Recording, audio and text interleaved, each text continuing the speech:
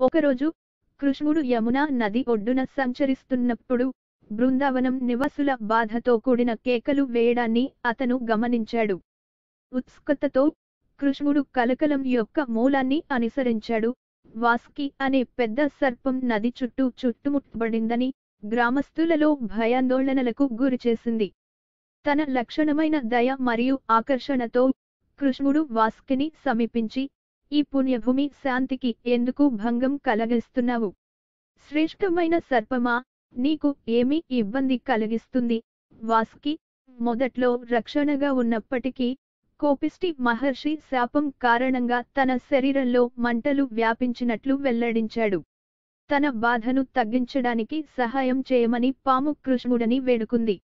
తాను కరుణమయుడైన దేవుడని కృష్ణుడు వాసుకి పరిష్కారాన్ని కనుగొంటానని హామీ ఇచ్చాడు. దైవిక అంతర్దృష్టితో మార్గనిర్దేశం చేయబడిన కృష్ణుడు వాసుకి వ్యాధిని తగ్గించడానికి నది నీటిని అమృతంగా మార్చాలని నిర్ణయించుకున్నాడు.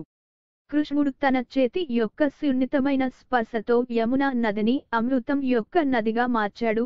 వాసుకి తన బాధ నుండి తక్షణమే ఉపశమనం పొందాడు.